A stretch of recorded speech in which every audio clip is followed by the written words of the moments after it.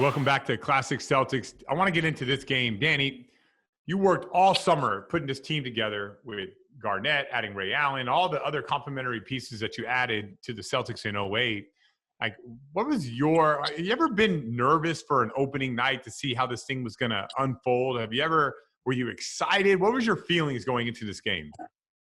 I mean, I couldn't wait for opening night. It was just like all the players. We were all really excited. The fans, there was so much build up to this team that we put together during the summer. So, yeah, everybody was anxious. The whole NBA was watching.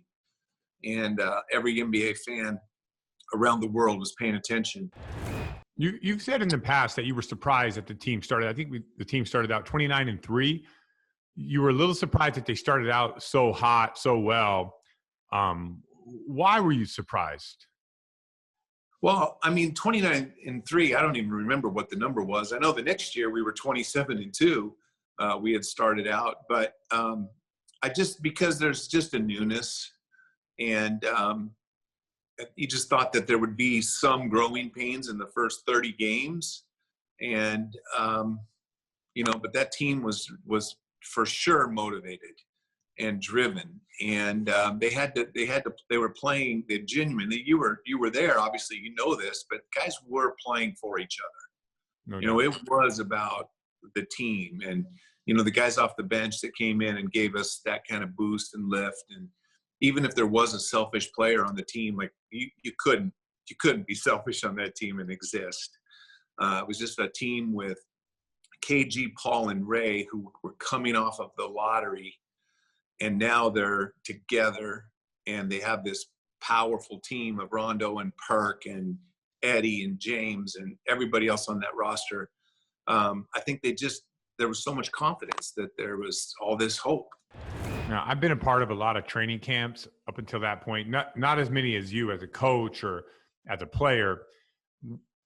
Would you say that training camp was different than anything you've ever seen? Because I think that was my 8th year, and it was completely different than anything I've ever seen as far as the intensity of Kevin Garnett, Ray Allen, Paul Pierce.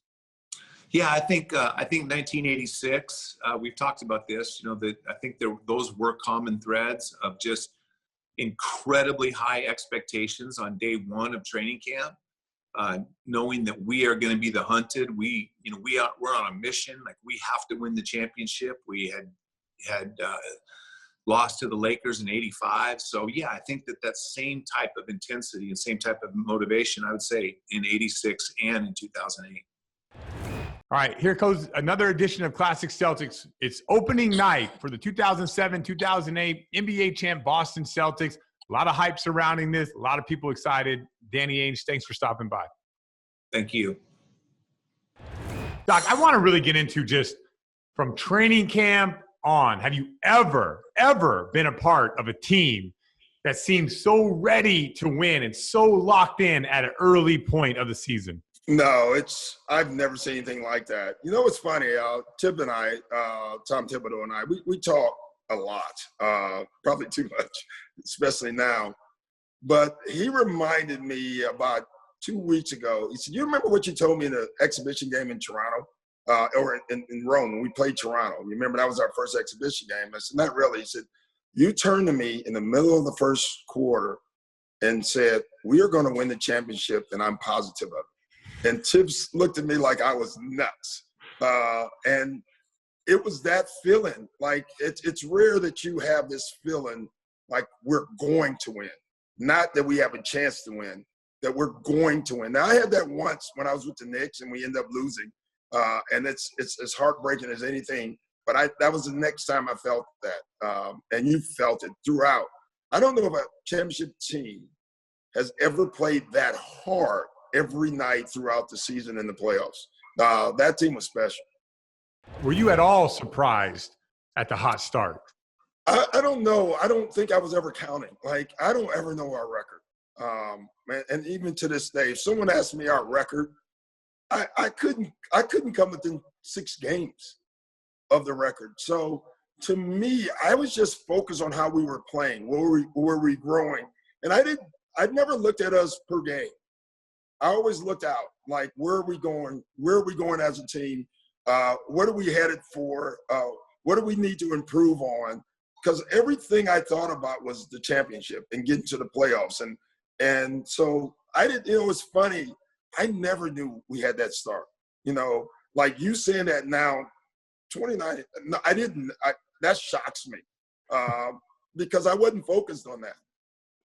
That's a good point. I remember having conversations after 18-point wins with you when you were disappointed sometimes when we didn't play the right way. So when Doc says he doesn't listen to the record or wins and losses during the regular season, he is absolutely right. Doc, thank you for stopping by and shedding some light on the start of this 07-08 Game 1 opening night of the Celtics championship season. Thanks, Cal.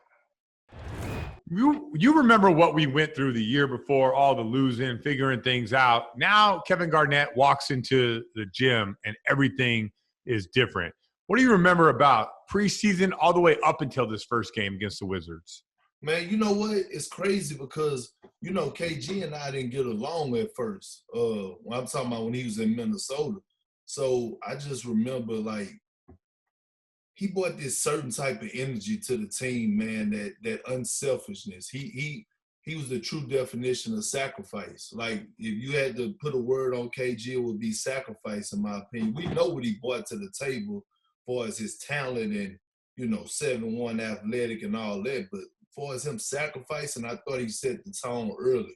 Because if you remember, offensively, he took a backseat to Paul and Ray and put himself third on the list. So, I just think about preseason. I think the best thing that happened for us was going to Rome when we got away from everybody and we were kind of forced to be around each other on and off the court. And I just remember that first training camp practice in that YMCA gym. You remember the energy in there, dog? Yeah. It was like first unit, second unit, we going at it. Doc had to say stop practice. We didn't want to stop practice. We battling. And then all of a sudden, Doc just canceled the second practice. And you remember him saying, that was the best practice I ever witnessed in my coaching career. And we just, set the tone since then.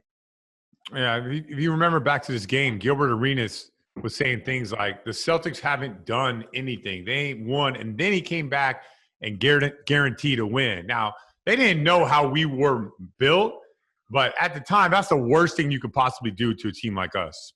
Absolutely. But we didn't know how we was built. I know during the preseason we developed and the way that we worked during training camp, we went at each other though, Scal. But when you talk about when we got to that first game, that was a real test for us because the Wizards was a pretty solid team in the East at the time. They was possibly maybe the third or fourth favorite to come out of the East. So they were a solid team. And I think, Gilbert kind of ruffled the feathers a little bit. That was kind of like the measuring stick. Because when we came out, boy, it was straight smack-down action. Yeah, so that's interesting. I've been on two teams that went to the finals before that. And that practice in Rome, that whole 8 days or whatever it was, that was a level that I have never in my life seen before, ever. I've never seen a first team, second team go at it like that. I've never seen defensive energy at that level. I want to ask you this, Perk. When you got the call that you were going to be the starting center, what was that like going from the year before to this? Were you ready for your moment? Were you a little bit shocked? It was both. When you think about it, I was thinking about Al Jefferson, the relationship I had with him. And I'm like, okay, he's probably going to be the power forward, starting power forward, and I'm going to be the center. So that whole summer I was training, just trying to get better for us. We got to bounce back from that losing season that we had the year before.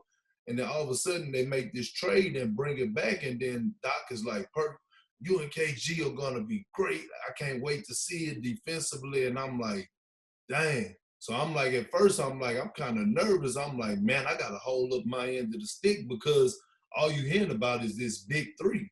But then it's like, you throw Rondo, you throw Perk in there, we 24 years old. You know what I'm saying? So it's like, okay, how am I going to buy into my role?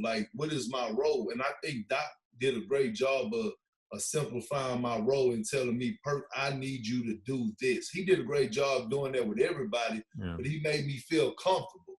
So he made me feel comfortable with going out there and defending on the low block and rebounding and talking the defense out and setting screens. So I was cool with that, Scal. Like, I was cool with that. And then being alongside KG, you know, like the way he pulls you along, it makes the transition that much more easy. All right, Perk. Thanks for stopping by on this game one of the 2007-2008 season against the Washington Wizards. Celtic fans, I hope you enjoyed it. Perk, thanks for the insight. No problem, Scal. You know what happened on there. We smacked them people up. Gilbert started talking that noise, man. And you remember that pregame speech Doc gave us? You remember that? I do. Had the article right there on the door, just stirring the pot. Stirring the pot. All right, Perk. Good talking to you. I'll catch up with you later. Okay, Scal.